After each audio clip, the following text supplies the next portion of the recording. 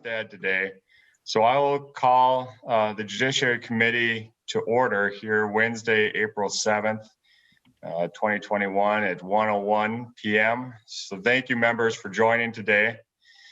Senate File 970 is the vehicle budget provisions under the Judiciary and Public Safety Committee. Today's agenda, we're going to include a walkthrough of the bill. We'll also do the spreadsheet, and we'll be hearing from testifiers. There'll be no amendments or action taken on the bill at this time, as per usual in a budget presentation like this. Committee actions and final vote on the bill will happen at tomorrow's committee meeting, which will start at 1 p.m. Today, we'll start with Senator Limmer giving some opening remarks about his bill and the A1 delete everything amendment. And then make sure to note that this is an author's amendment and we're not going to be voting on that today. Next, we'll have fiscal analyst Chris Turner walk through the spreadsheet. And I've seen him practice putting up the screen share, so I know he's ready with that. And we'll ask Counsel Ken Backus to comment on the language on this, on that is new to the committee, so the things that you haven't seen perhaps. And I just want to make a note that we'll also be required, we have a hard stop at 2:45 this afternoon. It's because this channel gets taken over by another committee at that point. So we'll make sure that we have things wrapped up by then. Finally, we'll hear from our testifiers. We have a very full agenda of testifiers, so please keep it to 2 minutes if possible. And then we'll have the commissioners up to 5 minutes. And then members, if we could hold our questions, just please make a note of them, set them aside for a little bit. When we get through testifiers and everybody, we'll have time for questions at that point. And then one final point here, I see we're going to be returning at 6:30 tonight. Everybody should be aware of that, to discuss a potential amendment to Senate File 970. This is going to be a direct response to the Minnesota Supreme Court decision, State versus Kalal. So we have that. With that, that's all the notes that I have listed. Senator Limmer, would you like to begin your presentation? Thank you, Mr. Chairman. You all have Senate File 970 before you. It's in your packages. And I would want to reiterate exactly what the chairman said. We'll be following an A1 delete everything amendment. To begin, following our traditional practice, I have not included policy language in the bill that is not attached to money. Our target for this budget is $90 million over base for the full biennium, with $20 million coming off the top to replenish the state's disaster assistance contingency account. That gives us $70 million really to work with. Working within these parameters, I've decided to be as responsible as possible with those funds, which is difficult with a flat tails target as well. 70 million for fiscal year 22-23, 70 million for fiscal year 24-25. And an obvious complication to our budget is that this budget is driven by staff costs. For example, people provide services at the courts, people staff our prisons, people run our labs at the BCA. Our staff's health insurance costs have continued to go up, even with additional costs paid by employees. With the parameters given to us, I believe this draft is a fair starting point in our process as we go toward the end of session. All of Articles 2 and 3 are nearly all tied to the spreadsheet and either have been already heard in committee or are governor's bill language. And I'd like to point out some highlights in this bill. Earlier this session, the Minnesota Sentencing Guidelines Commission presented their annual legislative report. And in this report, they addressed whether the enhanced offenses of child pornography, possession, and dissemination should receive higher severity rankings on the sentencing grid. That means longer sentences for those crimes. This bill agrees with the minority report recommendation that severity rankings be raised one level for the enhanced offenses of dissemination and possession. This bill also includes a provision from Senator Carlson, which increases the penalty for the crime of child torture, protecting children from cruel and unusual punishment. This bill also includes Senator Bruce Anderson's provision that adds sex trafficking offenses to the list of violent crimes, since sex trafficking regularly involves violence. This provision increases statutory maximum sentences for sex trafficking as well as solicitation of children to engage in sexual conduct. A new measure that the committee has not seen is in the areas of violent crime enforcement teams, otherwise known as VCETs. The concept of a VCET is not new to our committee because we have included similar provisions in recent years. However, one change, though, is that we are directing funding towards something of an experimental VCET that's been requested by some of those in the metropolitan law enforcement area, and to try to get to the rise in violent crime that's occurring on light rail system. I'd like to hand over the rest of the presentation on our spreadsheet to Mr. Turner, our nonpartisan fiscal analyst. Mr. Chairman? And I'd like to bring your attention to the spreadsheet that Mr. Turner will be reviewing. Can you see that? Yes, we can, Mr. Turner. Okay. All right, after that introduction, I'll try and quickly go through the spreadsheet. Be doing the line items only. They're numbered on the left-hand side of the page. The first line item is under Supreme Court employee compensation. This includes both the judges and staff. You can see in the first year, the governor recommends no increase and 1.139 million. The second year, a 3% increase, with that 1.139 continuing in tails. In contrast, Chairman Limmer recommends 941,000 the first year, which is a 2.5% increase. No increase the second year, 941 in tails. Then we move to line 6, health insurance increases. Governor recommends 306 the first year, 661 the second. Chairman Limmer concurs. Line 7, online court record access, a one-time appropriation of $850,000 for the governor. Chairman Limmer funds this at $795. Line 8, cybersecurity infrastructure. Governor recommends a one-time appropriation of $750,000. Chairman Limmer funds this at $500,000. Line 9, courthouse security grants, $1 million one time in fiscal year 22 for the governor. Chairman Limmer funds this at $500,000. Finally, we have Senate file only, Senate file 611, Senator Ingebrigtsen, brain trauma injury exam feasibility report. Chairman Limmer funds the report at $30,000 in the first year. We move on to civil legal services, line 16. The governor recommends 2.2 million the first year and 3.5 the second, for a total of approximately $5.7 million. Chairman Limmer funds 2/3 of the total governor's rec, 3.8 million, but he evenly splits the appropriation between the two fiscal years at 1.9 each year. Court of Appeals, employee compensation, once again, that's judges and judicial staff. Same formula, no increase for the governor the first year, 3% the second. Senator Limmer, 2.5% the first year, no increase the second. Health insurance increases, governor's at 71,000, 155,000. Chairman Limmer concurs with that request. We move on to the district courts. Once again, same formula. It's going to get boring with the courts. The governor, no increase in the first year, 7.4 million or 3% in the second, with that 7.4 continuing in tails. Chairman Limmer, 6,063,000. The first year, that's 2.5%. No increase the second, 6 million in tails. Then health insurance increases. The governor requests 2,425,000 the first year, 5,232,000 the second. Chairman Limmer concurs. Then to the Guardian Ad Litem Board, the last of the court agencies. Employee compensation, governor, once again, 0% and 3.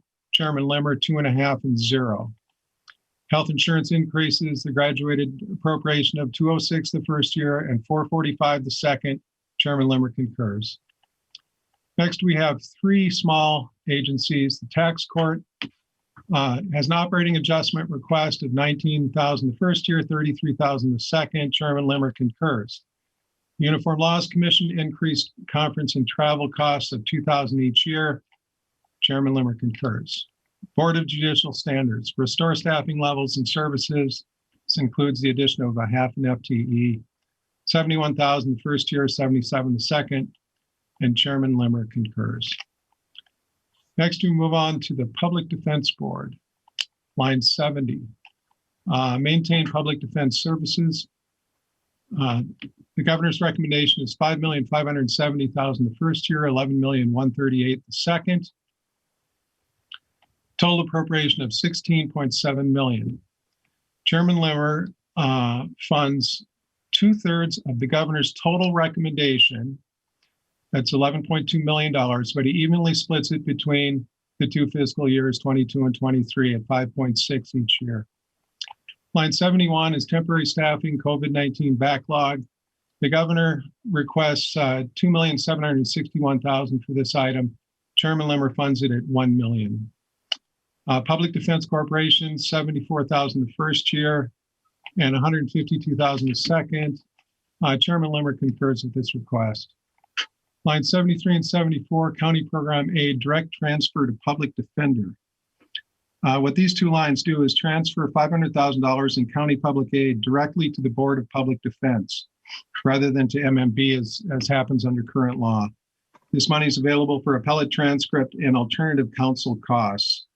This proposal will streamline the billing process for these services. And as you can see, it's a change in transfer. It's not a new expenditure. Chairman Limmer concurs with that governor's change. Then we move on to sentencing guidelines, operating adjustment, $53,000 the first year, $78,000 the second. Chairman Limmer concurs. Okay. Public safety, the first division is Homeland Security and Emergency Management. Line 90, public safety operating adjustment, Homeland Security share. Governor requests $210,000 the first year and $366,000 the second, for a total of $576,000. Chairman Limmer agrees with the total appropriation of $576,000, but he evenly splits the appropriation between 22 and 23 at $288,000 each year. Line 91, School Safety Center. The request is to turn 2 full-time temporaries into permanent staff status. Governor requests $250,000 each year. Chairman Limmer concurs. Bureau of Criminal Apprehension. First decision item is on line 101, operating adjustment. I should have pointed this out for Homeland Security. The operating adjustment for Department of Public Safety is a salary adjustment of 2% the first year, 2.5% the second year, plus health insurance. And then in this case for BCA, they're kind of a special case. There's a lot of equipment and supplies mixed in there as well. The governor's request is $3,704,000 the first year, $3,933,000 the second, for a total of $7,637,000.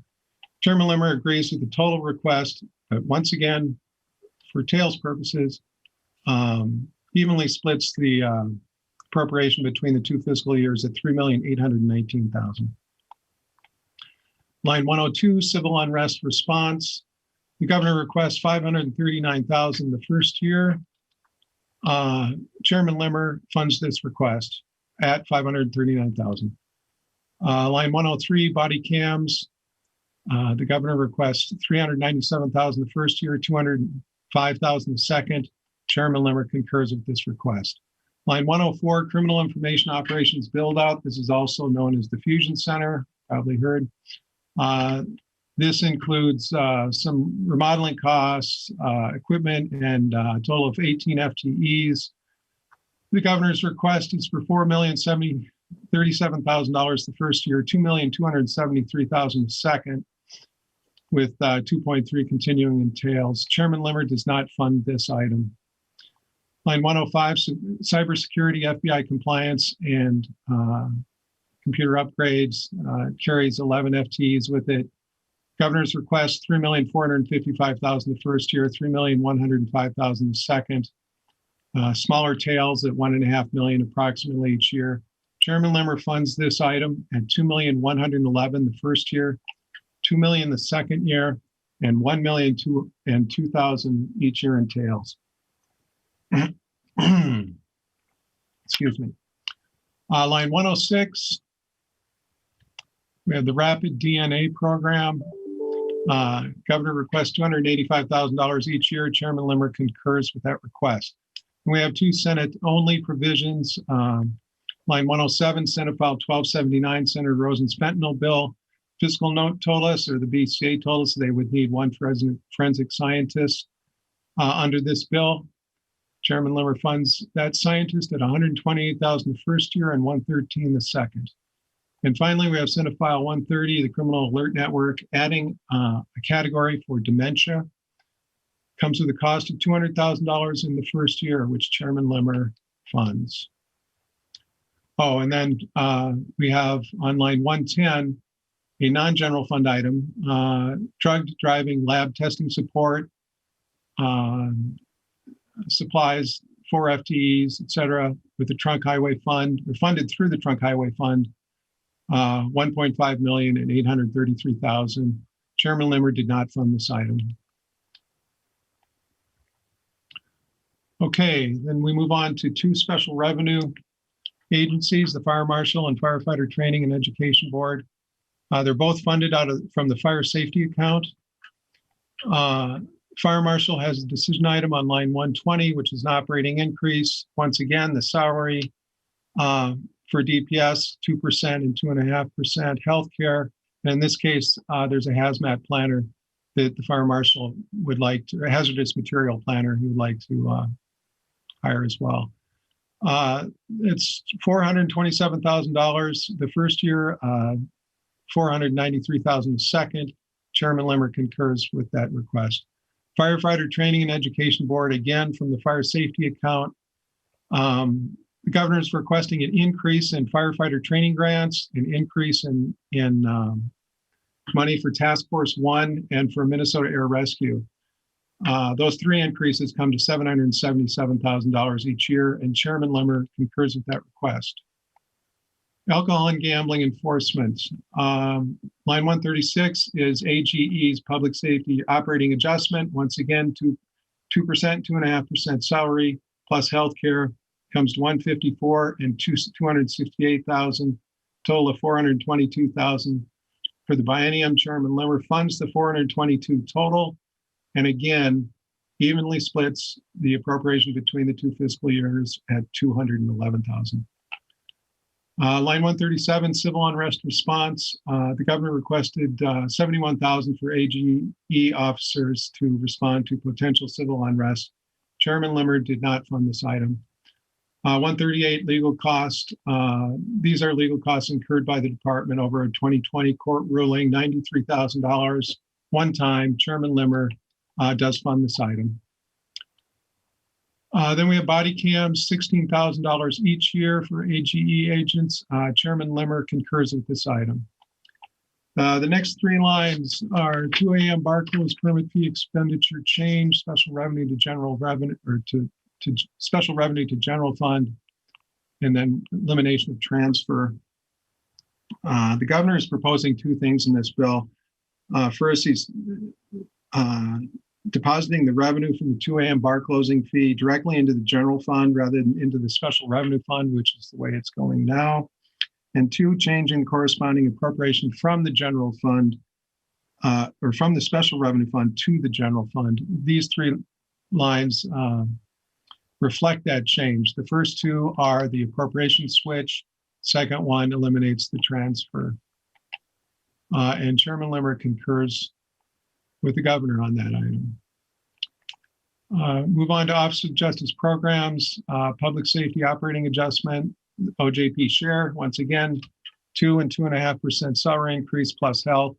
$161 the first year, $281 the second, a total appropriation of $4,400 $442,000. Chairman Limmer agrees with the total appropriation, but again, evenly splits it between the 2 fiscal years. Then the next 7 lines are OJP grant programs that the governor funds, but Chairman Limmer doesn't. I'm going to quickly go through them here. Line 152 is Minnesota Heals. It's trauma grants and services. The governor requests $4.2 million each year ongoing. Line 153, survivor support and prevention grants. Governor requests a one-time appropriation of $10 million in fiscal year 22. Expansion of juvenile justice unit carries 2 FTEs in grants. $1.1 million each year ongoing. Line 155, innovation and community safety grants, $5 million the first year, $2 million the second, with $2 million in tails. 156, youth intervention programs and expansion of YIP by $500,000 each year ongoing. 157, missing and murdered Indigenous Women's Office, establishing the office, staffing it with 4 FTE. And the governor has that at $500,000 each year ongoing. And finally, combating sex trafficking, which is actually, I guess, implementing the recommendations of the Missing and Murdered Indigenous Women's report from last year. The governor requests $2.5 million one time in fiscal year 22 for this item. Then we move on to 2 Senate-only provisions. On line 159, Senate File 1655, domestic violence pilot evaluation. That's Senator Anderson bill, $150,000 the first year. And as Senator Limmer mentioned earlier, the violent crime enforcement teams, or VSETs, a $1 million expansion of funding for VSETs, and that is ongoing funding. Move to emergency communication networks. We have 2 decision lines. 169 is the 911E expenditure reduction. The governor is proposing reducing the per line phone fee from 95 cents per month to 80 cents per month.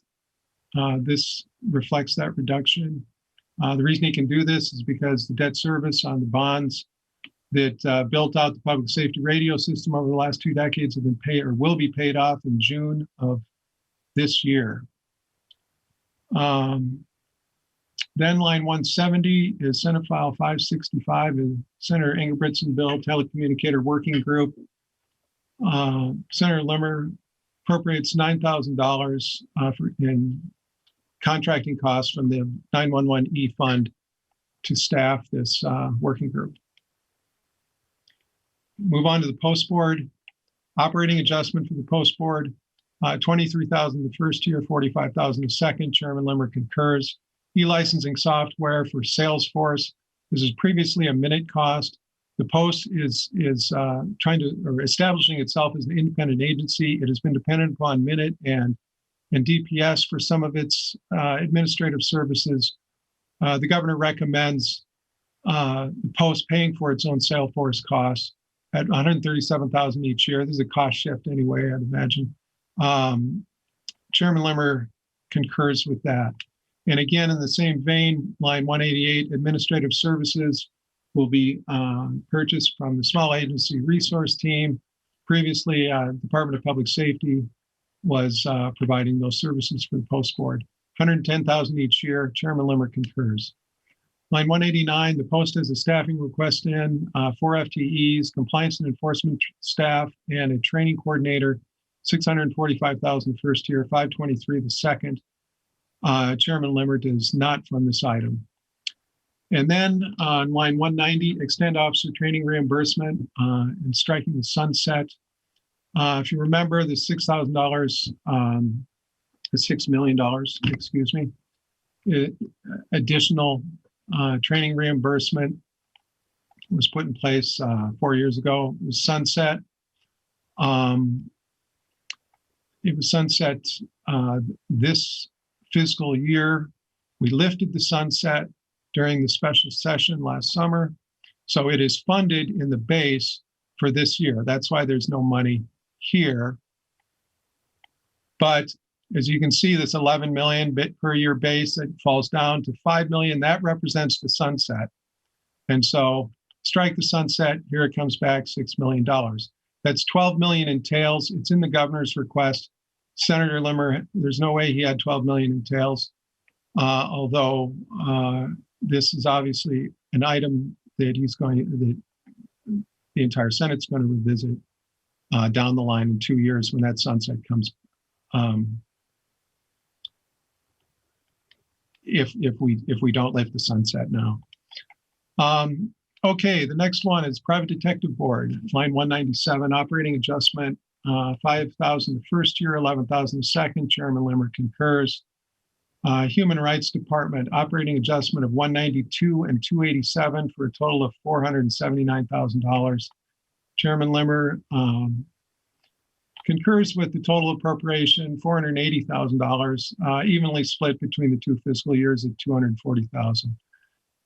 Then the Commissioner of Human Rights requests 4 additional investigators, 1/2 support staff. That prices out at $491 the first year and $500,000 the second. Chairman Limmer does not fund this item.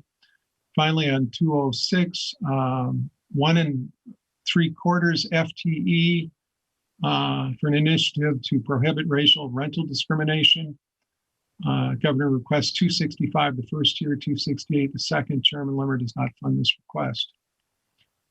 And now we move on to Department of Corrections, which is our largest agency in the bill and comprises half of our budget. First decision line item is 215, the operating adjustment for institutions. The Department of Corrections operating adjustment is figured differently. I mean, virtually everybody here in this budget is figured differently. For DOC, it's 2.8% compensation increase over the course of the biennium. That does not include a COLA. It's just step increases and then healthcare. The governor requests $6,604,000 the first year, $13,231,000 the second, for a total of $19,835,000. Chairman Limmer concurs once again with the total request of $19.8 million, evenly split between the 2 fiscal years at $9.9 million each year. Next line is Healthy Start, alternative placement for pregnant inmates. Governor requests $200,000 each year. Chairman Limmer funds this item at $100,000 each year. Line 217 is Ombudsman for Corrections, is a transfer out. We snip out their budget from the institution's base where they're now housed. It says C line 260. We'll go down there where you see Ombudsman for Corrections. We establish them as an independent agency. So we take the money out here of the base, reinsert it down there, and Ombudsman Corrections is free. Line 218, we have the operating reduction for institutions. This is the institution's share of the operating reduction. There's also one in community services and operation support. This one is realized primarily through a renegotiation of the inmate healthcare contract. The department has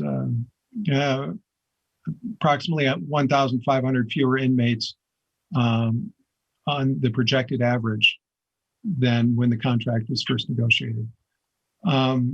That savings is $3.1 million over the course of biennium. The governor includes that reduction there. Chairman Limmer concurs. Okay, then we have the adjustment for the lower inmate population, which I just mentioned.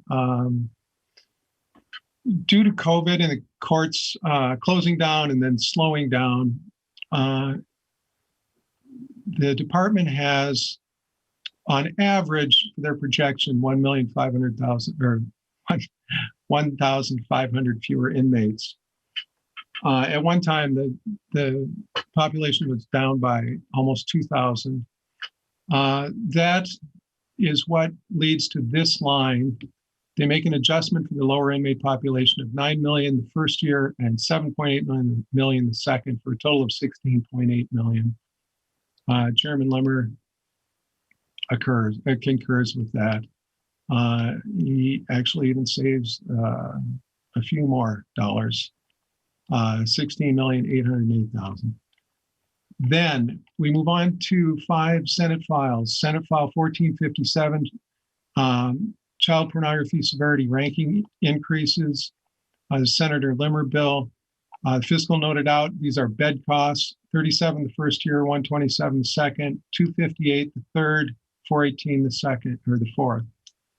And we have Senator Rosen's fentanyl bill, Senate File 1279, bed costs of 9,000 in 22, 15 and 23, 25 and 24, and 42 and 25.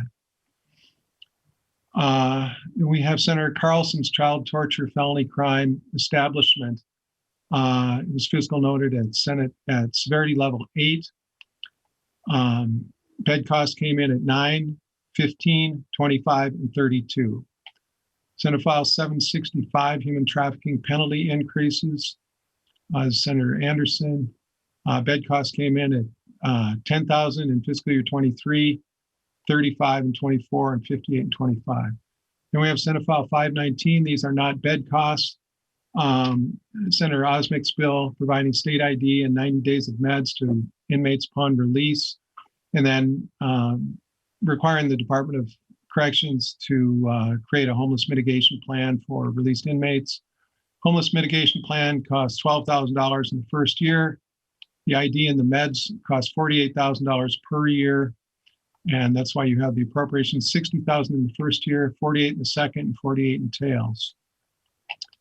Move on to community services. Operating adjustment, again, the department's adjustment of 2.8 in comp plus healthcare. You have a total appropriation of $2,473,000 for the biennium. Senator Limmer concurs with the total appropriation, but evenly splits it between the 2 fiscal years. Then we have the Juvenile Justice Data Repository. It's 2 FTEs and a lot of computer costs up front. It's $1,660,000 the first year, $660,000 the second. The tails fall away to those 2 FTEs, basically $285,000. Senator Limmer does not fund this item. Line 233, expand oversight in DOC licensed facilities. So it's about $500,000 in minute costs up front and 4 FTEs.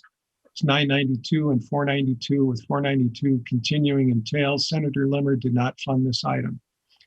When we come to community services operating reduction, their share, it's primarily made up of lease savings. The department has a smaller footprint, and they're leaving some FTEs open in community services. It's $200,000 each year. The chairman agreed with that reduction.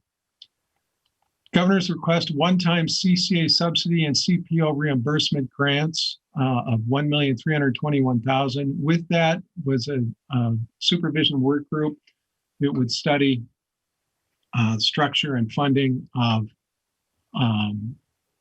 offender supervision in the state, come up with a report on the future of the system and the 3 delivery systems that the state has. That's why there are no tails to these are one-time CCA and CPO grants. Chairman Limmer did not concur with that recommendation. Instead, if you see on 237 and 238, he increased the CCA subsidy by $1,250,000 each year ongoing, and the CPO subsidy he increased, or reimbursement account he increased by $350,000 each year ongoing. And we skipped a line 236. That's for DOC probation services. $1,170,000 each year for DOC services or probation. These are Meeker, Renville, and Mille Lacs County are or were CPO counties. They're asking the DOC to take over their supervision services. This is what DOC requires to provide those services, $1,170,000 a year. If you look down here, though, revenue adjustments, Line 286, general fund reimbursement for probation services from Meeker, Renville, and Mille Lacs. So these are state-provided services, but they are paid for by those 3 counties. Then we have line 239, Senate File 1137, Alternatives to Incarceration Program Expansion. This is a program that's in the Department of Corrections base at $160,000 a year, funds a program in Anoka.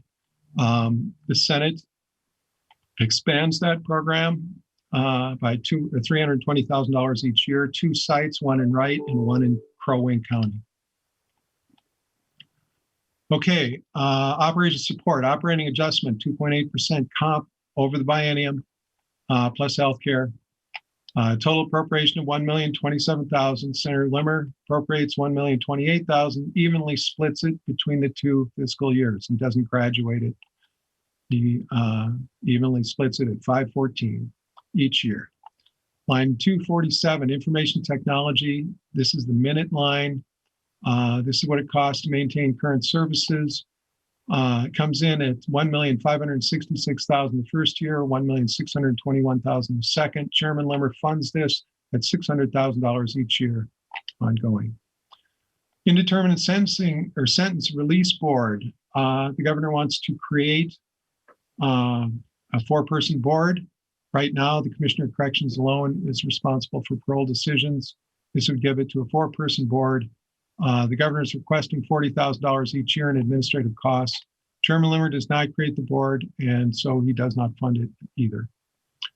Operation reduction 249, operation support share, just like community services, smaller footprint, some lease savings, keeps some FTEs open.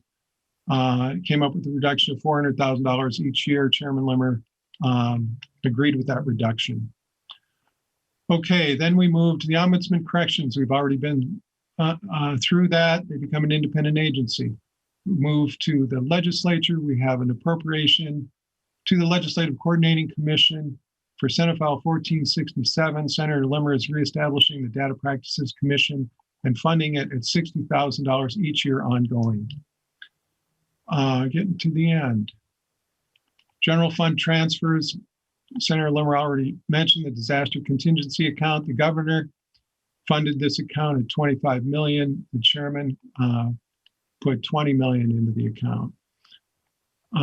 Then we have a base. Actually, this is a base transfer. It just shows here. It's not a decision item. Community Justice Reinvestment Account, $461,000 each year in both sides. Revenue adjustments. I've already been through the Meeker, Renville, and Mille Lacs movement from CPO counties to state DOC counties. We have 2 cancellations that were in the governor's budget, a fiscal year 21 cancellation, Department of Public Safety, alcohol and gambling enforcement. We recaptured that money as a fiscal year 22 carry forward here at $132,000. Same thing with Department of Public Safety, OJP.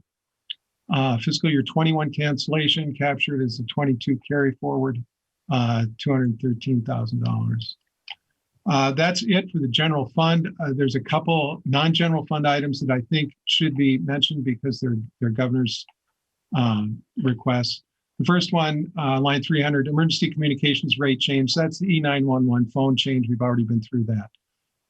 301 and 302, reallocation of grants. Medical resource. This is with the Emergency Communications Network.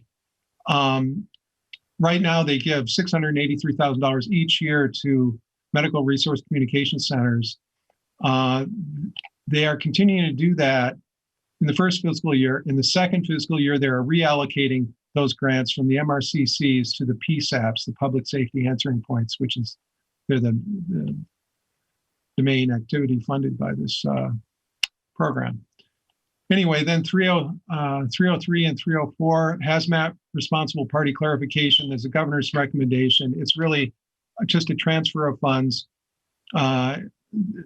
These funds, these are reimbursements. They're stuck in the special revenue fund. They have to be, the bill clarifies that they are transferred to the fire safety account where they belong.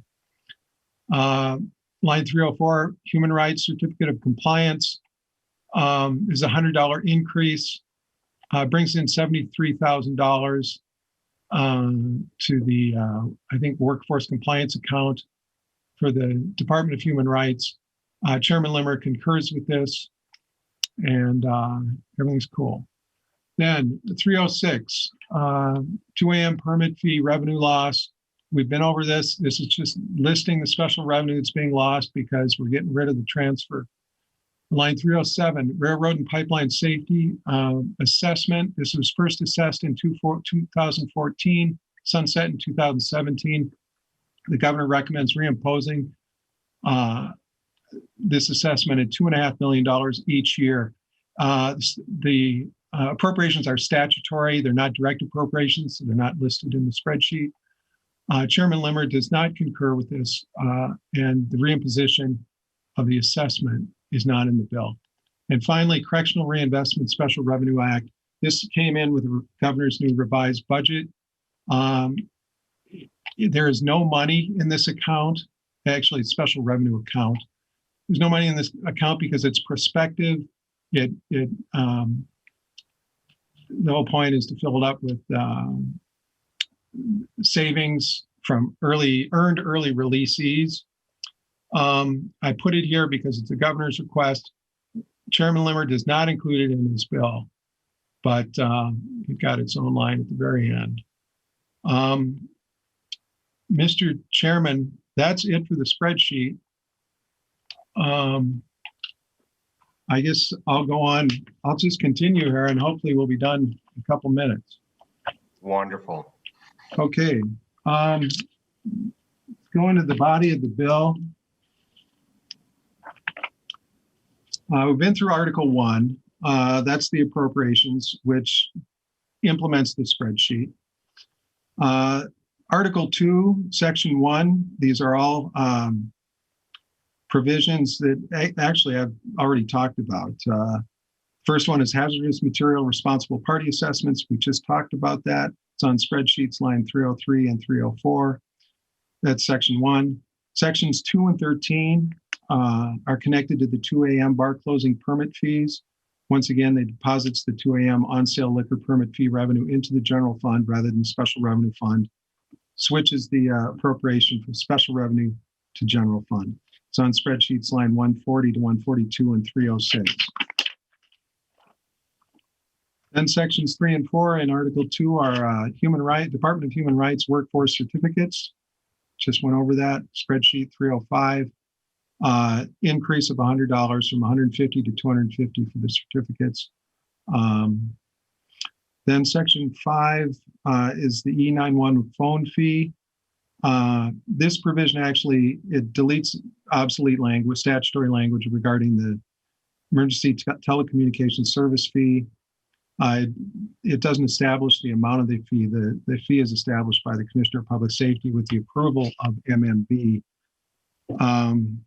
This is basically, from what I can see, it's a cleanup provision connected to the reduction in the phone fee. Section 6 to 11, the Public Defender County Program Aid. We went over that about a half an hour ago. Spreadsheets line 73 and 74. If you remember, it moves $500,000 annually. It transfers from the county program aid for certain public defense costs from Minnesota Management and Budget to the Board of Public Defense.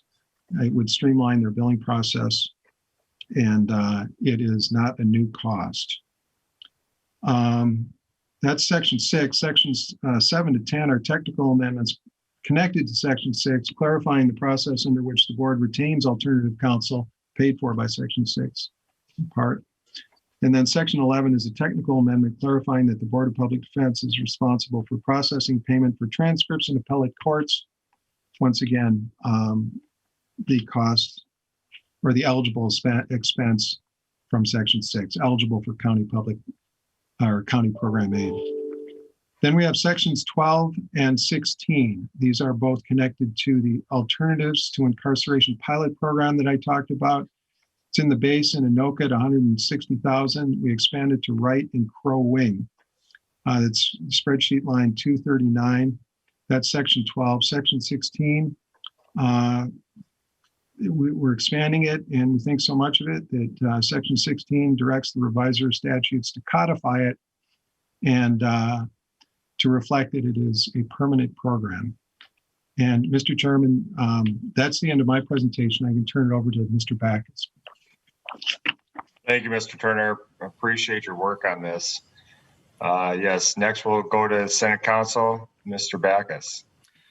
Thank you, Mr. Chair, members. So yeah, I'll be picking up then with section 14, and I'll try to be relatively brief because again, with only a couple of exceptions, you've seen all of these provisions. And there's also just there's a detailed section by section summary in your packets as well.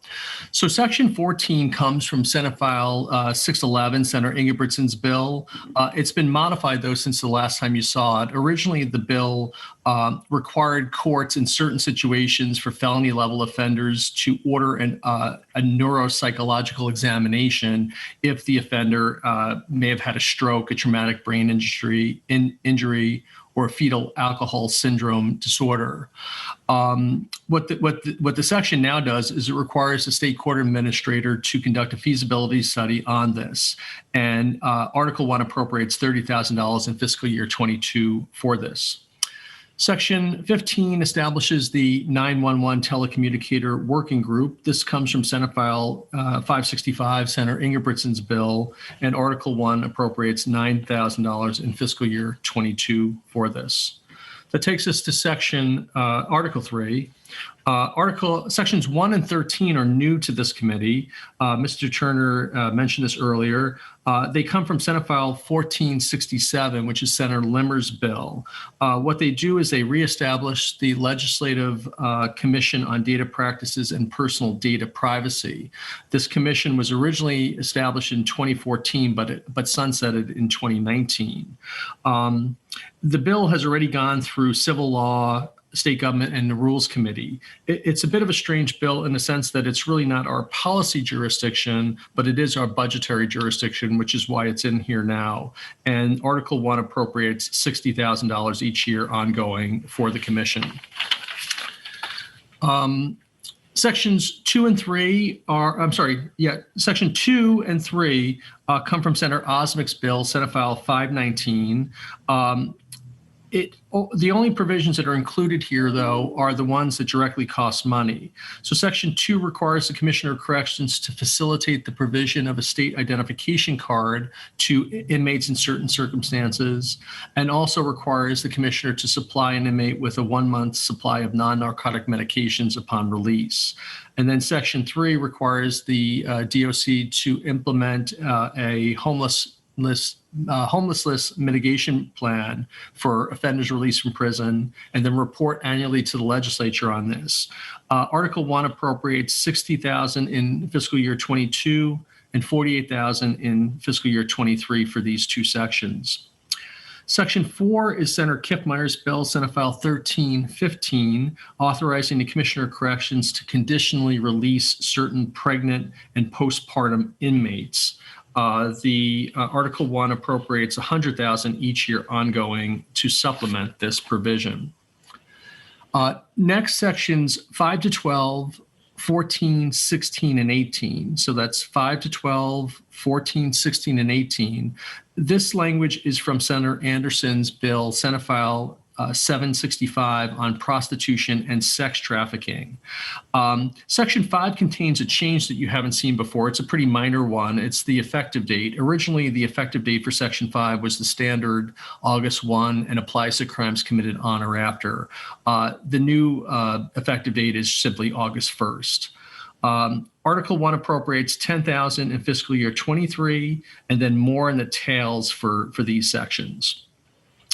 That takes us to Article 13, which is Senator Carlson's child torture bill, Senate File 868, establishing this new crime. This provision has changed since you last seen it. Originally, the bill had a 20-year statutory maximum penalty for the new offense. That's changed and raised to 25 years. And the reason for that, as Mr. Turner indicated, is the fiscal note originally indicated that it might be a severity level 7 offense. Senator Limmer and the author wanted to make it severity level 8 offense. The distinction is pretty important in that at 0 criminal history points, if it's ranked severity level 7, it will be a presumptive state sentence. And the author and the chair believed that this merited a presumptive commit to prison, which is why the 25 years is in there. Article 1 appropriates $9,000 in fiscal year 23, and then $15,000 in fiscal year, $9,000 in 22 and $15,000 in fiscal year 23 for this, and then more in the tails. Section 17 is the final provision I'll mention. That comes from Senate File 1457, Senator Limmer's bill, which requires the Guidelines Commission to increase the severity level rankings for certain child pornography crimes. And Article 1 appropriates $37,000 in fiscal year 22 and $127,000 in fiscal year 23, and then more in the tails for this. Mr. Chair, members, that's the remainder of the bill then. Well, thank you, Mr. Backus. Appreciate that. At this point, let's go to testifiers. I have on my list here 3 commissioners. Let's start with Commissioner Schnell of DOC.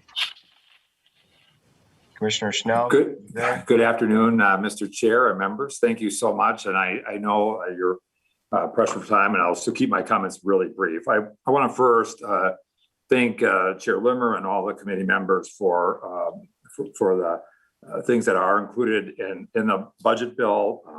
We are really excited to work on the implementation of the bill that Senator Osmek brought forward, that reentry bill that focuses on those IDs and helping people get that first important step in homeless mitigation, which we think is an incredible opportunity for us, and we're excited about that.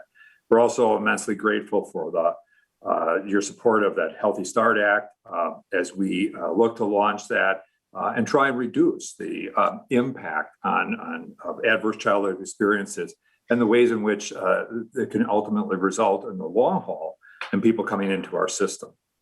We also know that there was a difference in approach in terms of looking at and addressing base funding, which we understand that the targets are what they are.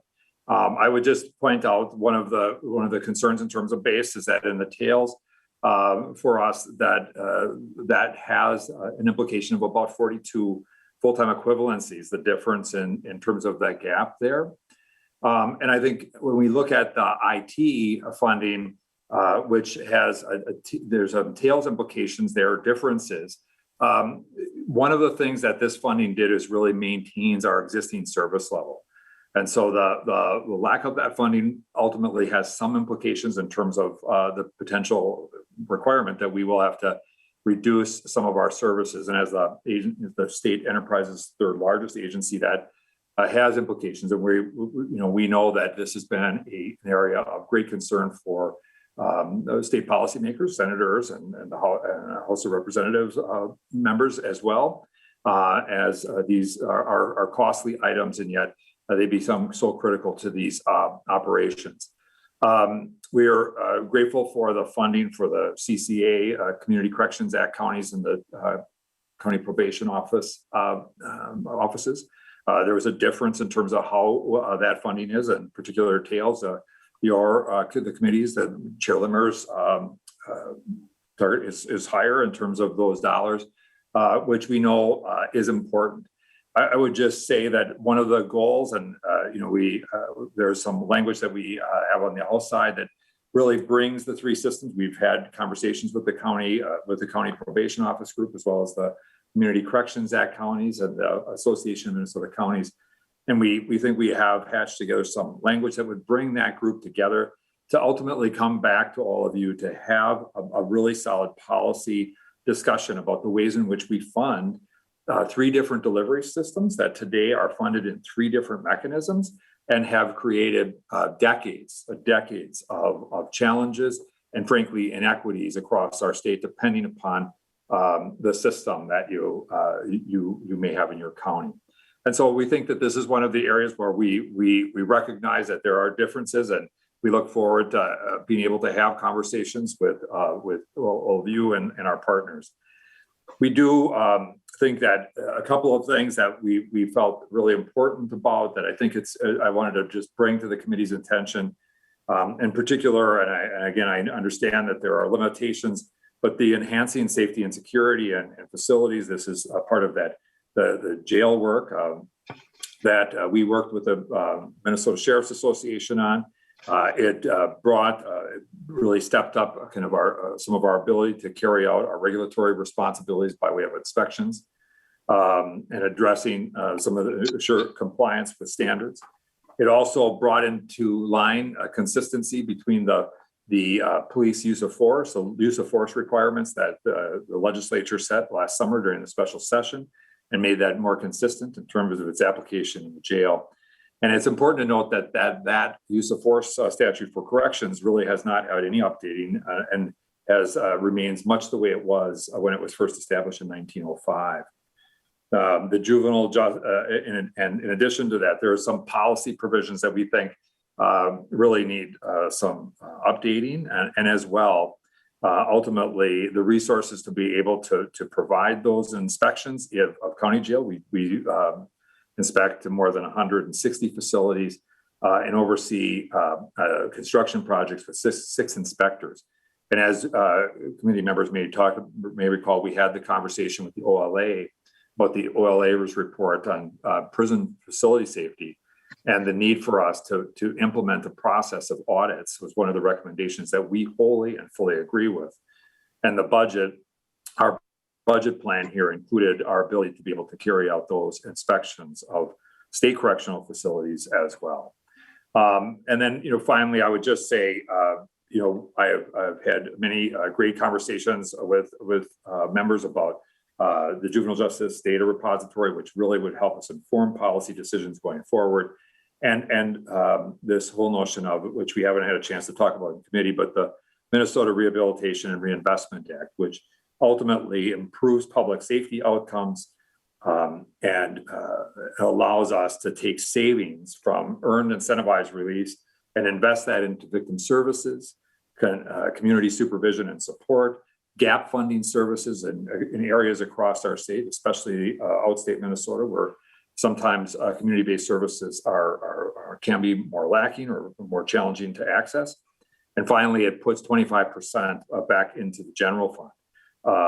And this is really part of a dividend of a comprehensive plan to make sure that we're applying resources in a way that is smart and still achieves the kinds of public safety outcomes that you as policymakers demand.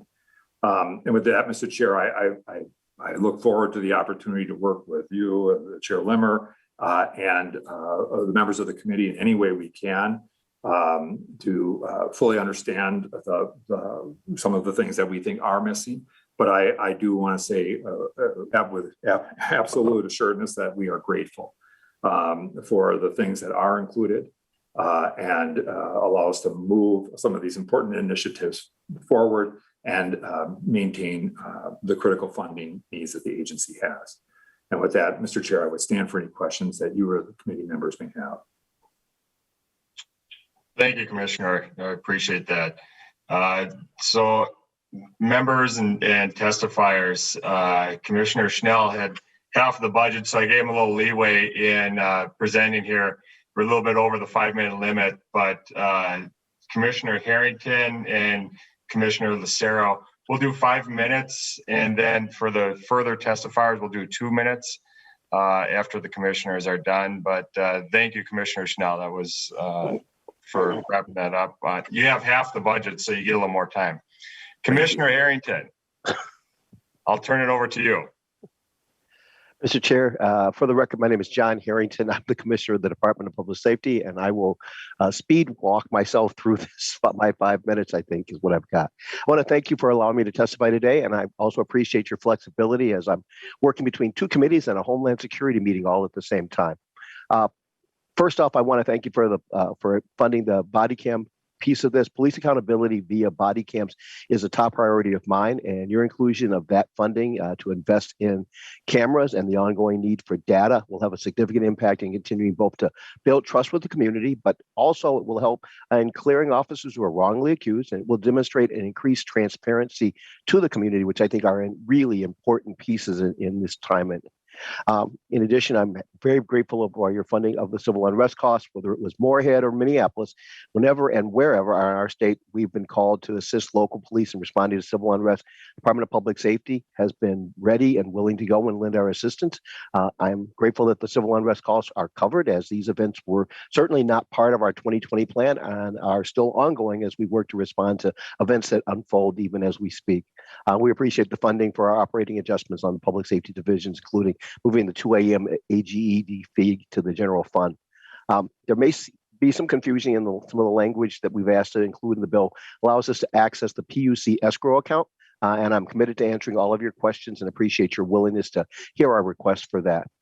I will note that there have been over 100 mass shootings in the United States since the start of this year. We were talking to Secretary of Homeland Security yesterday, Mayorkas, and he talked about shootings in Maryland and that we continue to see that. And I can tell you that as these shootings occur all over the country, the School Safety Center out of the Homeland Security Emergency Management Division continues to get high demand from teachers and administrators returning to their buildings.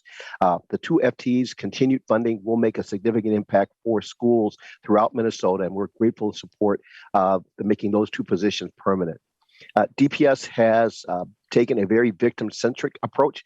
We see that the Office of Justice Programming is having a duty, really quite literally a duty to victims of crime, whether it is domestic violence, which we've seen increase during the pandemic, sex crimes, both violent and indirect crimes, which also are on the rise, and general crime, which is up. Most cities across the country have seen a 30% increase in crime across the board, whether it's carjackings or homicides. We are seeing those victims come to DPS and OJP for services.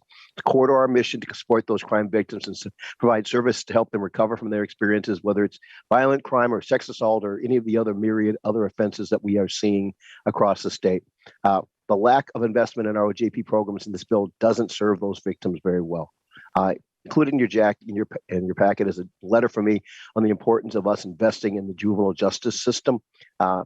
DPS and OJP is the designated department to address juvenile delinquency. And I'd ask you to take the time to review that letter to fully understand how we want to take an approach that will better serve our young people in Minnesota by taking an evidence-based preventative approach that hopefully keeps them out of the system. Programs such as Minnesota Heals and Innovations in Community Safety need to continue to move forward. They were based on a year-long study we did. Long before George Floyd, we were taking on the topic of deadly force encounters between police and community. We listened to the community. We listened to the moms. We listened to the parents. We listened to the survivors, both the police survivors and the civilian and community survivors. And we built those recommendations for the DFE based on that. When we started that work, I committed that the DFE group would not just be a report that we'll put on a shelf someplace, but rather it be a blueprint for work to continue. And the Minnesota Heals work and the Innovations in Community Safety work is the legacy of that DFE work that we talked about. Part of Public Safety and the Indigenous community did work together through the last 2 years to pull together the Missing and Murdered Indigenous Women's Report. The cornerstone of that report is the MMIW office proposed in our budget. That office is crucial to our ability to move forward on the findings and recommendations of that report. All too often, we would hear from communities to say their mom, their sister, their auntie had disappeared and nobody was looking and they wanted to know why. This is a place that we can start answering that question and not just answer the question for the individual victims, but create the systems where that kind of behavior, whether it's engaged with human trafficking or not, stops. We appreciate that you've made some investments in that area, including funding, allowing us to do the report. But I really do want to ask for us to turn those investigations and turn those comments and the testimony into action. I can tell you that we've taken it very seriously. The BCA's human trafficking investigations have already partnered with the trust. We've held several men accountable who were seeking to prey on Minnesota girls. BCA, we appreciate the funding on the Rapid DNA program. We think that's really an important scientific advance. It will help create speedy trials and get people in front of the court so that we can either be exonerated or put into custody as best we can. We appreciate you continuing to work with us on the significant costs of cybersecurity. Secretary Mayorkas, that was another concept that he talked about the other day. Ransomware attacks on municipalities are coming, and they're coming rapidly, and they're coming regularly. And we as a state have to be in a better position to both stop them from attacking state enterprises, but also to be able to assist local governments when they do come forward. We were partially funded in the last biennium, and you're partially funded again here. But I can tell you that with the funding we get this time, we would have to cut staff by almost 50%. And this is a time when we're seeing thousands of cybersecurity attacks not going down. We're seeing them go up. I'm a bit disappointed in the lack of funding for the drug driving initiative. We're at a 150-day turnaround for DUI, driving while under the influence of drug cases. This really impacts the judiciary's ability to have a speedy trial. It also undermines our ability to do revocations of driver's license, something that we know that has been very effective as a deterrent, but we can't do if we haven't gotten the tests back. And while we have great lab people, there is an amount of volume that's coming up, and it continues to go. At the current projections, we will have cases that will sit for 10 months before we can get them through the lab and get the results back. Finally, the piece that I want to make sure I highlight here is the lack of funding for the Criminal Information and Operations section, which we call the Fusion Center. I really do believe it leaves Minnesota vulnerable. I've been receiving calls from the Jewish community, the Muslim community, Christian groups who are all concerned about hate crimes and domestic violent extremists, one of the new topic for our federal partners. Many of your members have been even targeted, and they've had to ask for the BCA's Fusion Center to help them. It's the heart of our state taking a stance to identify, interdict, and attack hate crimes in Minnesota. And without this funding, the BCA's Fusion Center will continue to provide limited support, primarily during banking hours.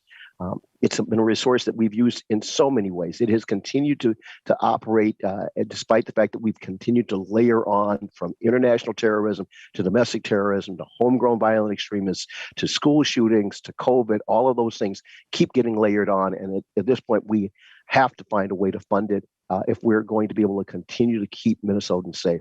I want to thank you for your time today. I look forward to working with your committee as we move forward on all this and all the other topics that will continue to make Minnesota a safe community for all.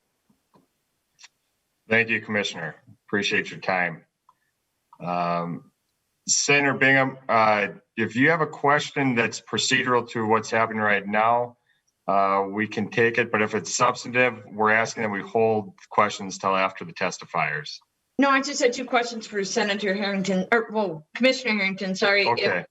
If that you want to wait, then I can wait. That'd be great. I'd appreciate that. So thank you, Senator Bingham. All right, Commissioner Lucero. Yes. Good afternoon, Chair Johnson, Chair Limmer, and members of the committee. It's good to be back here with you today virtually.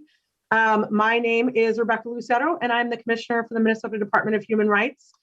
Today, my testimony will be brief. We're going to focus on the shared alignment between the omnibus bill and the governor and lieutenant governor's recommendations for our department. So let me first start by talking about the operating adjustment. We're grateful that you included our department's full operating adjustment for fiscal year 2022 and 23. The operating adjustment is critical. It ensures that we can maintain our current operations while supporting the underlying growth of costs, particularly in healthcare and IT services. And as I've shared with this committee before, our budget overwhelmingly funds staff, and the operating adjustment maintains our existing services. So as we move forward, I would love to talk further about funding in the tails to prevent MDHR having to eliminate dedicated staff. Next, I'm really excited to see that you included our request to adjust the workforce and equal pay certificate fees. As we noted in committee, these fees have not changed since their inception. For workforce certificates, that's 2003. So it's time to do so, and we appreciate that that's in there.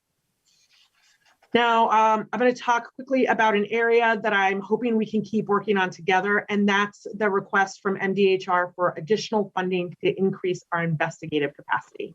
That was missing from this omnibus bill. And this is a core department function that is under-resourced. It's a core department function that Minnesotans in every county in Minnesota rely on. And so increasing our capacity for investigators here means investigations can be done much more effectively and efficiently. It would quickly benefit all parties engaged with our office. That's businesses, landlords, community members. And so as we move forward, I hope to be able to talk with you further about the importance of increasing our investigative capacity. Additionally, as you noted, MDHR requested in its supplemental budget the inclusion of the source of income discrimination protections in housing, because all Minnesotans deserve fair and equal access to housing. So I will be brief today. I will not take the full 5 minutes, and I'll leave that for others because, but in closing, I do want to go ahead and share, in closing, I always tend to share stories with you that demonstrate what our department's budget means for Minnesotans.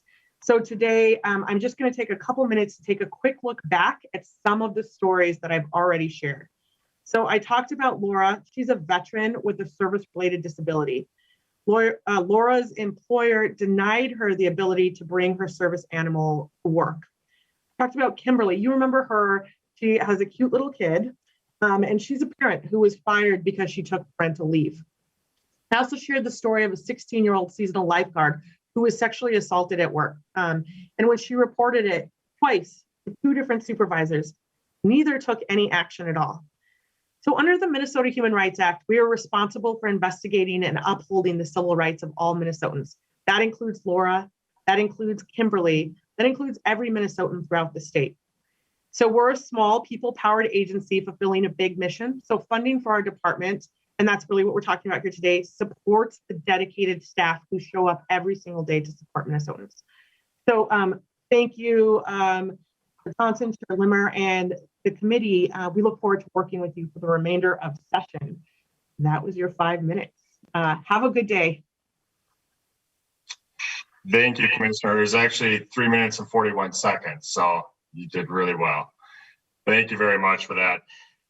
At this point, I don't see any other commissioners on the list or on Zoom. So we'll switch over to our testifiers. First on my list, I have Midge Christensen. If you are on, just speak up. Yes, I am on. Thank you, Senator Johnson. All right, state your name and where you work for the record, and you can proceed. Yes, my name is Midge Christensen, and I am the legislative co-chair for the Minnesota Association of Community Corrections Act Counties. I am providing remarks today on behalf of MACAC, and in my day job, I am the Community Corrections Act Director for Chippewa, Lackawanna, Swift, and Yellow Medicine counties. MACAC wishes to express our appreciation for the ongoing base appropriation contained in Senate File 970 of $1.25 million in the 2022 and 2023 fiscal years. This represents an increase of approximately 2% to the CCA subsidy. And we are very thankful to Chair Limmer for recognizing the importance of community corrections provided at the local level, and this appropriation is very much needed. However, it is far less than what was recommended just last year in the governor's supplemental budget request. At that time, the governor asked for a base increase to the Community Corrections Act subsidy of $3.925 million. So we are asking that the legislature consider an ongoing appropriation to the CCA subsidy in the amount of $3.925 million. Just as a reminder, the CCA counties supervise 71% of all probation, supervised release, and juvenile cases in the state. The CPO counties supervise an additional 12%, meaning that the county systems provide 83% of all the community supervision in the state, while the DOC provides 17%. So the funding pattern doesn't align with these proportions. Over the past 10 years, the DOC Field Services budget has received steady funding increases to accommodate inflation, cost of living adjustments, et cetera. But regrettably, during those same 10 years, the CCA Act subsidy has seen infrequent increases that amount to an average of only 2/3 of 1% per year. So committee members, the funding system is clearly broken, and the funding between probation delivery systems is not equitable, nor is it consistent. And this results in what Commissioner Schnell has referred to basically as probation by geography. Rehabilitation opportunities and public safety are tied to the county where you live and the resources that are available there, rather than being equitable around the state. Commissioner Schnell did mention that the governor's budget includes a proposal for a work group to study funding and other issues surrounding community supervision in the state. And MACAC does fully support the inclusion of this work group in any future bill amendments. So in closing, we would just like to thank you for hearing this funding request, and we hope to continue working with the legislature throughout the remainder of the 2021 session. Thank you so much. Thank you very much for your testimony. Next up, I have Ethan Vogel.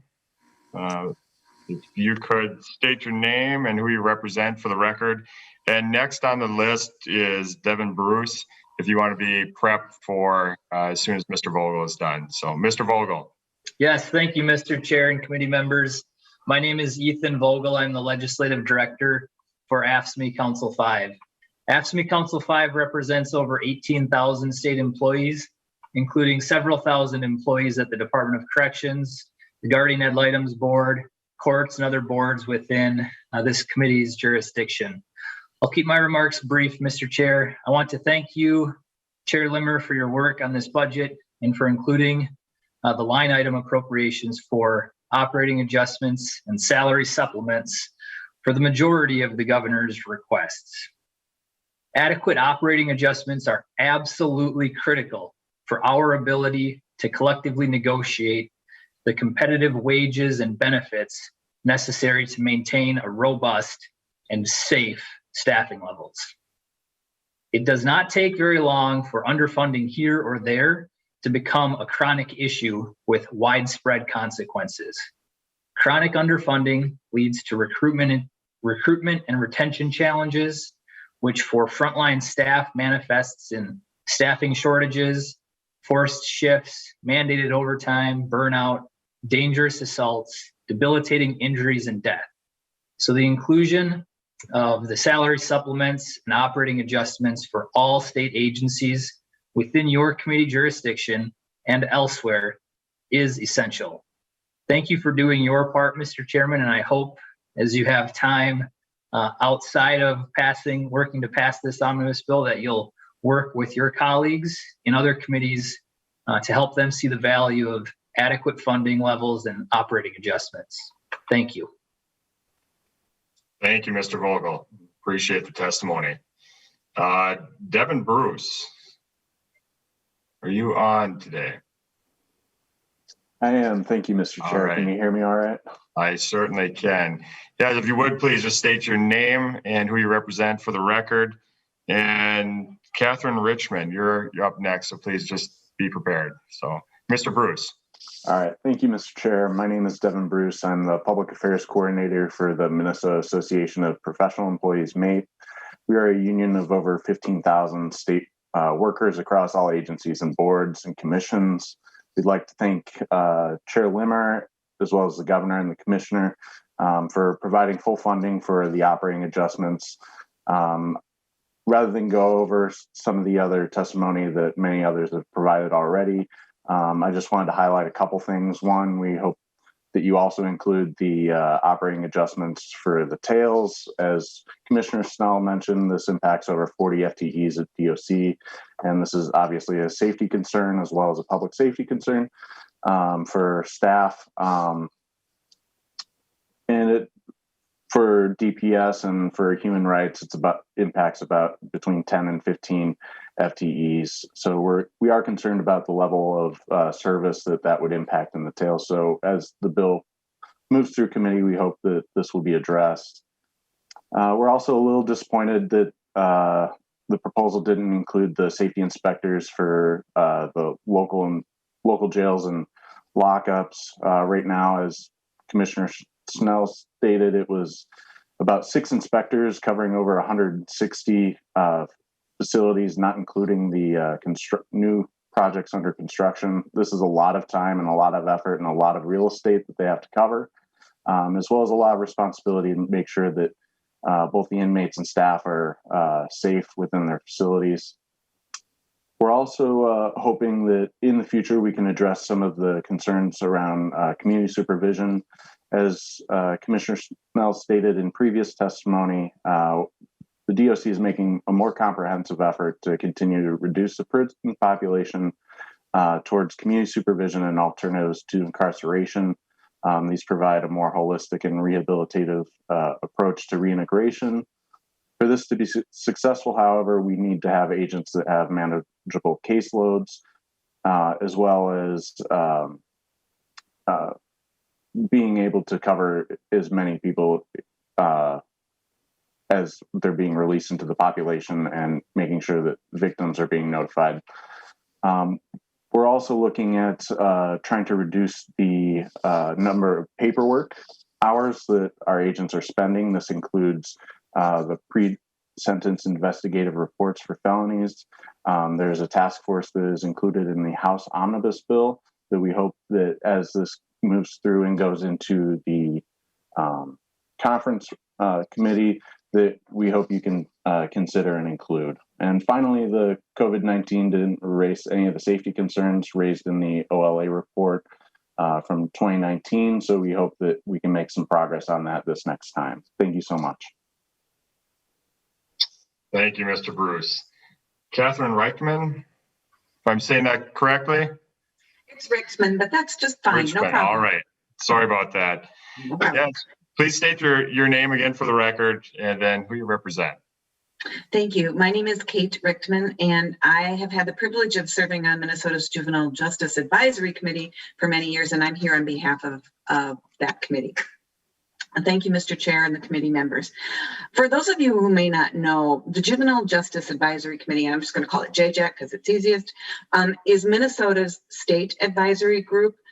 That group, the state advisory group, is required under the federal statute, the Juvenile Justice Delinquency Prevention Act, if any state is to receive federal funding through the JJDPA. So JJAC acts as the federally required state advisory group.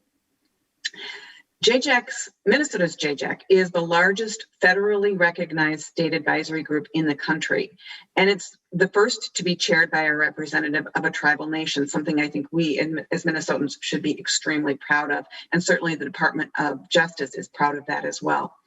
JJAC has existed for over 50 years and is comprised of 21 governor-appointed members, all selected specifically for areas of expertise, as well as almost 20 ex officio members and partners that represent every juvenile justice stakeholder agency. Perhaps most importantly, we have 5 governor-appointed youth who have all had system involvement in some form, and they are active members and they provide a valuable perspective that guides our priorities. I'm here to speak in support of funding that is included in the governor's bill that would support the development of the Juvenile Justice Unit to both support our committee, that is the work of JJAC, as well as the work that is required by the federal laws, and really especially to support our efforts to reduce racial and ethnic disparities. I believe the funding for this request is found in line 154 of the budget that you were just provided this afternoon. Specifically, what this funding will allow us to do is it will support the addition of, it will support 2 additional positions at a cost of approximately $100,000 each. Positions that will support JJAC by providing critical staff. In addition, the proposal would add an annual state contribution of up to about $900,000 to match federal money for disparities reduction. All of this will enable further our ability to comply with the federal requirements. And just want to talk a little bit about those federal requirements. The JJDPA, Juvenile Justice Delinquency Prevention Act, requires at least 1 staff member. However, Minnesota for years has only had the bare minimum staffing. We need staff to help us ensure that we are in compliance with the requirements of the JJDPA. If we are not in compliance, we risk losing federal funding. In addition, Minnesota Statute 299A.72 establishes the Department of Public Safety as the sole agency responsible for implementing the state's plan for juvenile justice as required by the JJDPA. For the past, as I said, for the past 2 decades, the JJDPA has both compliance monitoring requirements as well as juvenile justice programming requirements. All of that needs to be supervised by staff here in the state of Minnesota. And we have, as I said, had only the bare minimum of staff, 1 staff position.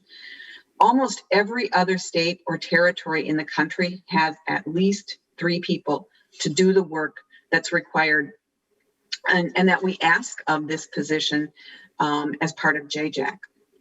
I also sit on the Federal Advisory Committee for Juvenile Justice. And so I can tell you from my experience both on JJAC as well as on the Federal Committee, how critical these staff positions are to ensure compliance with the requirements of the JJDPA, but also to help us move forward toward a more just and fair juvenile justice system, to be more responsive to the needs of youth, families, and community. I think I would hope we'd all agree that that is really important.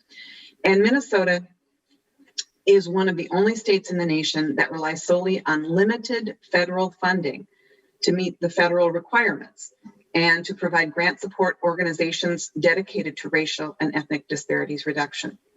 The governor's proposal expands the capacity of current Minnesota juvenile justice specialists, the one specialist, to ensure that we are completely in compliance with the JJDPA and dedicating resources to reducing ethnic and racial disparities across the state of Minnesota. Perhaps we're about 4 minutes in. Just wanted, if you could briefly wrap it up okay. in a few moments here. Thank you. I will do so. I'll skip. I just really want to stress how important this funding is, not just to the ongoing work of JJAC and of juvenile justice systems support, but also to our obligation to work on racial and ethnic disparities. I thank the committee for its time, and I look forward to being able to answer any questions or to continue the conversation at a later time. Thank you very much. I appreciate it. Again, I apologize for stepping on your toes there, but just want to make sure that we have time for questions at the end.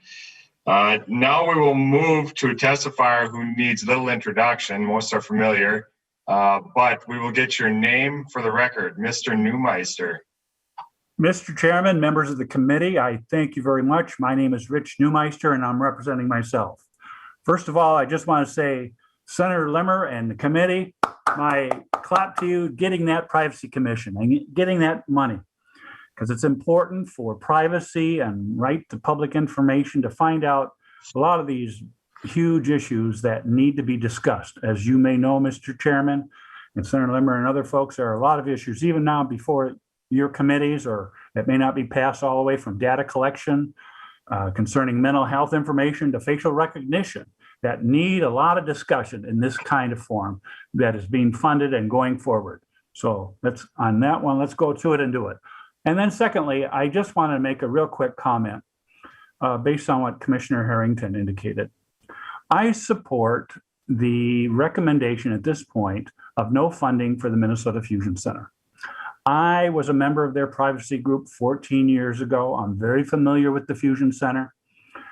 There are violations of civil liberties and privacy across the country with all political persuasions documented. Number two, the Minnesota Fusion Center, even though it is not as strong as other fusion centers, there are some questions, and it does need, if they're going to go with 14 new people, a 200% increase, and where they're going to share staff with the JTTF, they need robust accountability and transparency standards, which they now lack, and there has been a veil of secrecy since then. At any time, if anyone wants to contact me about these issues or whatever, but I just wanted to support the recommendation that is now currently with the Minnesota Fusion Center. There's a lot of evidence, about why it needs to be done at this time. Again, 6 weeks is a long way off. We'll just see what happens. but I wanted to applaud on that because I've been around 44 years now, and a lot of law enforcement, and Senator Limmer also has been, and a couple others, know about lots of questions about surveillance, privacy, accountability, and transparency, particularly with the Fusion Center that has a lot of documented history in public across the country. So, Mr. Chairman and Senator Limmer and all of you folks, thanks. And hopefully we'll all be able to get back and physically next year, hopefully. So once again, thank you. Thank you, Mr. Neumeister. And finally, on our list, we have Twyla Braze. Would you please state your name and who you represent for the record, and then you can proceed. Thank you, Mr. Chair and members of the committee. My name is Twyla Braze. I'm president and co-founder of the Citizens Council for Health Freedom. We are a patient-centered organization that seeks to protect patient and doctor freedom. I will address only two provisions in Senate File 970. We're supporting one and opposing the other. Much like Mr. Neumeister, we appreciate the language reestablishing the Legislative Commission on Data Practices on line 2613. As a current example of where we believe the commission could be useful prior to enacting law, we are, however, concerned about the social determinants of health language in this bill on page 9 and its many implications for patient and citizen privacy. We believe this initiative needs far greater discussion, and thus we ask that it be deleted. Notably, this language did not receive a hearing in Senator Benson's Health or Senator Matthews' Data Practices Committee, or we might have noticed it sooner. There are two things I'd like to point out. First, on 9.10, the title is not specific or limited to helping those with abusive behaviors. It's simply Improving Social Determinants of Health Pilot Project. A much larger purpose is evident on lines 11.1 to 11.6, where the grant recipient must provide a report to the Office of Justice Programs assessing whether the pilot can, quote, be in line with national efforts to develop social determinants of health data standards, end quote. We see this pilot as a very troubling foot in the door. Now, to give you some example of, or some idea of the vast array of social determinants of health data, or SDOH data, that could be collected if this initiative advances, let me quote from documents issued by Health Catalyst. Quote, data elements for SDOH cover a range of daily life beyond the healthcare delivery system, end quote. They have a list: employment, food insecurity, housing, financial strain, utility needs, genetics, education, social support, physical activity, mental health, substance abuse, immigration, exposure to violence, transportation.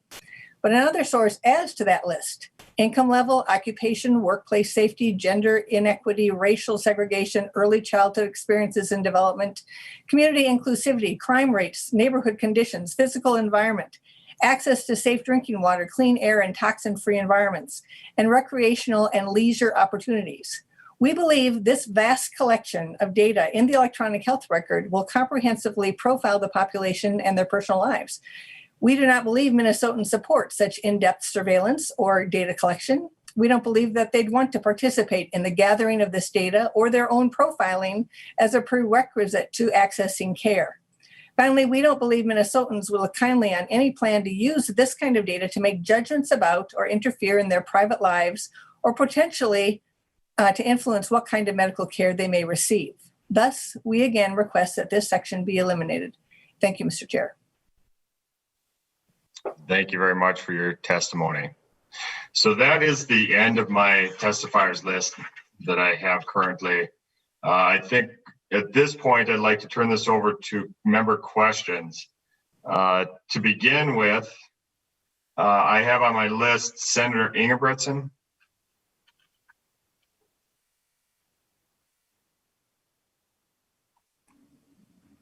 Thank you, Mr. Chair. Yes, I do have a couple questions.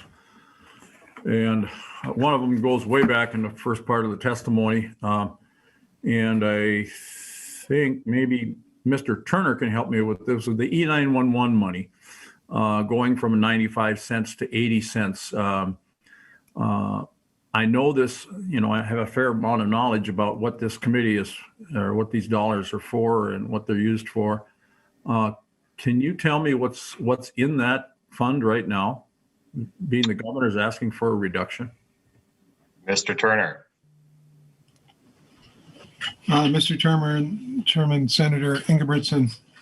I don't know what the fund balance is right now, but I can go into a little bit more detail on the governor's proposal. Right now, the fee is at 95 cents. The debt service will be paid off this June. That will bring the fee down 33 cents to 62 cents. Simultaneously, they're proposing to build out an upgrade from analog to digital next generation 911.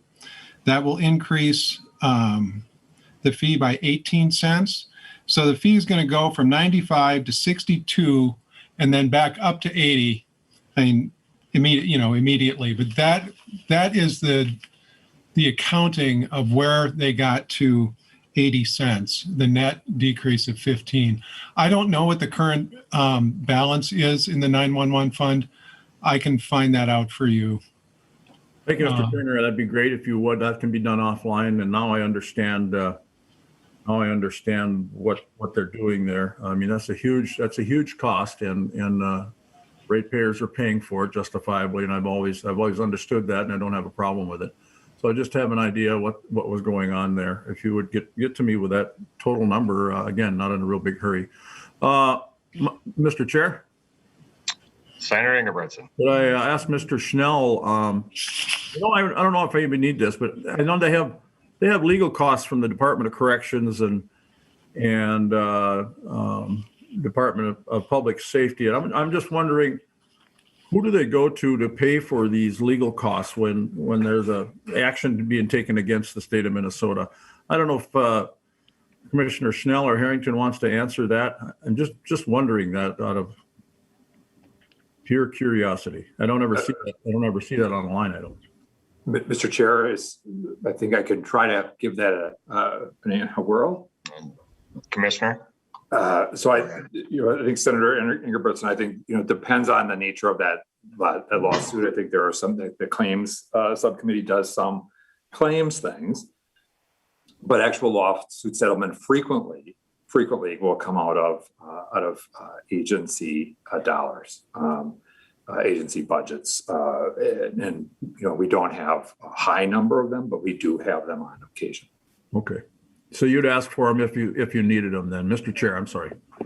Thank you, Mr. Ingebrigtsen. Yep. Yeah, thank you. And my last question is, I forget the name of who reported for the juvenile justice group here. I'm just wondering if she would not offline, but just set up a meeting with me so I could discuss with her the issues that they're running into with regards to racial disparities in our juvenile justice system. So I'd wondered if you would give me a call and we could talk about that. Thank you.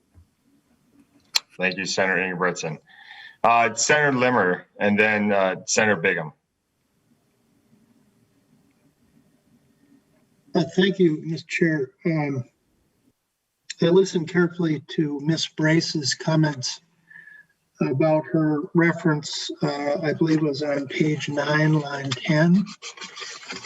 If my memory serves me correctly, yes. And I wanted to ask council on the issue that Ms. Brace brought up.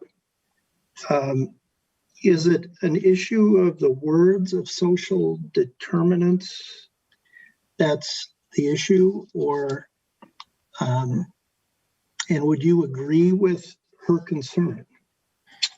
Mr. Backus? Mr. Chair, members, I believe Ms. Brace is concerned with the term social determinants of health. And I think she's connecting it with other, with how that term is used in other aspects. I guess I don't quite see the connection with this particular provision, but maybe Ms. Brace can clarify. But I think, certainly that term is, I think, used in other contexts that is concerning to her. Senator Limmer, would you like to go to Ms. Brace? Yes, please. Ms. Brace? Yes, thank you, Mr. Chair and Senator Limmer.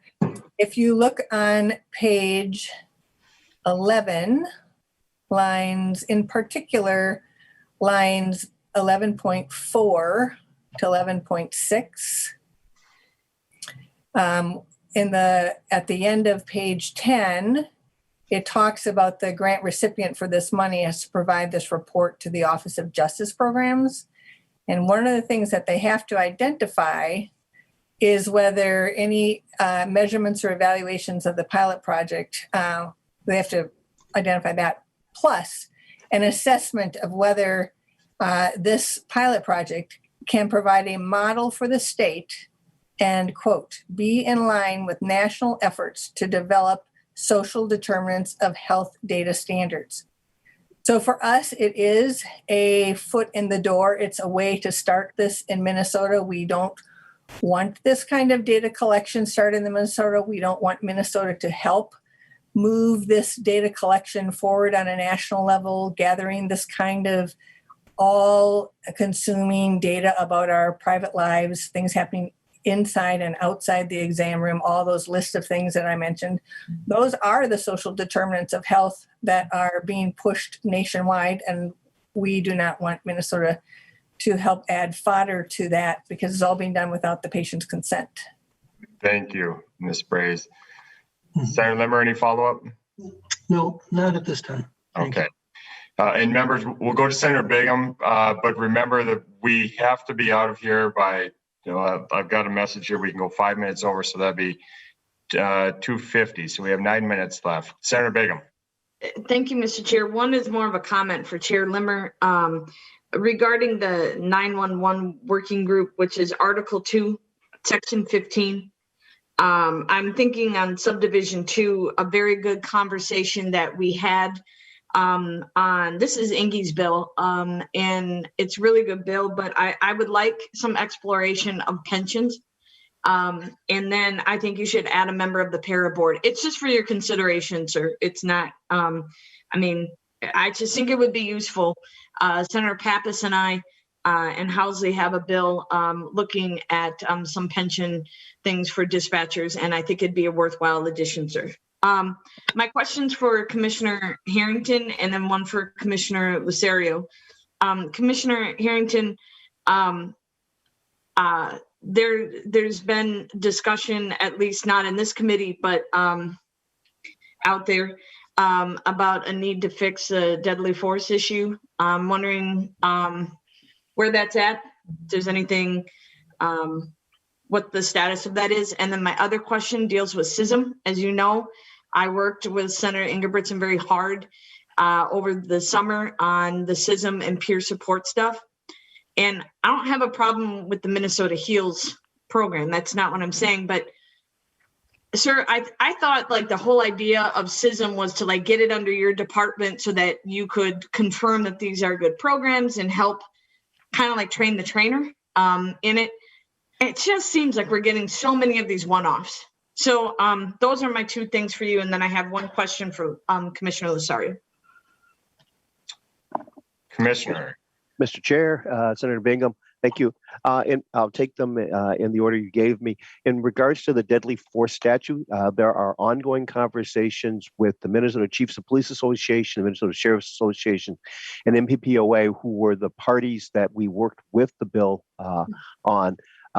There is two concerns that have been raised. One is that with our change of language, that adjoining states have stated that they are not comfortable sending their officers into the state, whether it's part of joint task forces or under mutual aid. And so we have asked the Attorney General and others to start looking at that issue to see if there is any basis of that.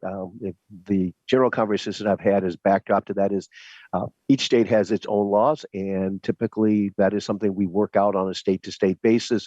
And so we're having that conversation. The other piece that has come up with that has been a concern about how much training time or lead time local agencies have had to prepare for the change in statute. So the statute was passed in July, I think signed into law in August with a March 1st implementation date. We worked with the Attorney General and the County Attorneys Associations to get legal guidance for that. The Department of Public Safety published that guidance in February, and there is a concern from some local law enforcement agencies as to whether that was sufficient time for them to train up all of their officers on the changes to the deadly force statute. Your second question on CISM is well timed. Booker Hodges, my Assistant Commissioner for Law Enforcement Services, is working with Denny Conroy, who was ran the EAP program for several departments, on working on guidelines for what these peer support groups will need to work from. We're trying to work on how many hours of training is necessary, and that's really the one sticking point that we have right now as we're getting ready to certify them. Is we have some programs that say, oh, we had a 4-hour training, and that qualifies them to be a peer support person. And the subject matter experts I've talked to feel like that is not sufficient amount of training at this point. But I don't have a what is the minimum, maximum that we should look at. So we're trying to work through that with both peer support agencies and with Dr. Conroy and others to try and come up with that. And we'll have that hopefully in the short term. So. Okay, thank you. And then, Mr. Chair, well, one, I would say that as a border senator, and I know Senator Johnson is having issues too with some of the responding agencies from other states. So I guess more to come on that. And then my question for Commissioner Lucario is, you had brought forth some technical policy changes that really were necessary to make your department more efficient. And I'm wondering, they're not in this bill. I'm wondering, and I know, and I appreciate Senator Limmer funding your department the way he did. But I'm wondering how important would those technical changes be? Briefly, Commissioner Lucero. Yeah, thank you so much for the question. So those technical changes are important. They make us more efficient and effective, and many of them come directly from the recommendations from the OLA that we talked about last year. And so we'd love to see those implemented, and I'm happy to talk about those at a different time. Thank you very much. We'll now move to Senator Latz. Mr. Chairman, in light of the time constraints here, I'll save my comments until tomorrow. Thank you. Thank you, Senator Latz. Senator Anderson, you have your hand up. Do I have time? Depends on. I would like to ask Ms. Braze about the concern for the SDOH that she mentioned in the language on 11.4, 11.5, somewhere in there. And just the data that's being requested there, what she's seen as far as SDOH and other areas of, because this supposedly report that's going to be collected, or data that's going to be collected, was supposed to go to the Office of Justice programs, and I see we're collecting healthcare data. So I'm just wondering if Ms. Brace could give us a kind of idea of what other concerns. Senator Anderson, I think we can take the question. We can do this briefly. Okay. Otherwise, maybe we could save this discussion if we have some time this evening as well. I don't want to cut the conversation short, but Ms. Braze, if you had just a few moments here to answer, I'd appreciate it. Yes, Mr. Chair and Senator Anderson. So if I understand your question, you were trying to figure out if there are other instances with the social determinants of health. And what I am here to say is that this is the newest iteration of data collection, comprehensive data collection, for which now they believe the electronic health record will be useful to find all of these things out about individuals. And as the quote that I mentioned was, that cannot be gathered in the exam room, that are not part of the healthcare delivery, but are about everything else in their lives outside of the healthcare delivery. Those, that list that I gave, those actually came from particular articles on social determinants of health and the kinds of data that they want to collect to get a far better idea of every individual at every level of their life. And so as I said, this pilot project, it's a foot in the door. It uses abusive situations to get the whole thing going, but the language is very clear that they're supposed to consider the possibility of saying how well this pilot project could work to be in line with national efforts to develop social determinants of health data standards. National efforts, health data standards. Health data standards only happen in the electronic health record. All sorts of people who want a lot of data about us as individuals want all this other data collected too, therefore making the electronic health record a comprehensive profile of the individual, not having just to do with why they're there in the exam room, but all the other things in their life that might affect who they are, their health, and their behaviors and anything else. That was a comprehensive list, and those are not my words. Those are not my lists. Those are lists from Health Catalyst and others. Thank you. Thank you very much. Senator Limmer, we'll wrap up with. Thank you, Mr. Chairman. As we close, I wanted to thank our members for their very good questions and their kind attention to this bill. As you know, our target is rather meager, and we've been down this path before, and it's a work in progress. So if there are a number of issues that surface that even raise some eyebrows on me. But nevertheless, I also know the process, and I know that we're just taking our first real step down the budget path. And so there will be changes in the future, and I'll be anxious to hear the advice from our committee as we proceed. And please feel free to give me a call. If not in committee, give me a call privately. Love to talk with you about the committee process, as well as this specific bill. And I'm looking forward to getting into our discussion at 6:30 tonight as well. Is it 6:30, Mr. Chairman? Yes, Ms. Yes, all right. And thank you much for your patience. And like I say, it's a work in progress. Thank you. All right. Thank you, Senator Limmer. We are now in recess until we pick it back up at 6:30 tonight. So thank you, everybody. I appreciate your attendance.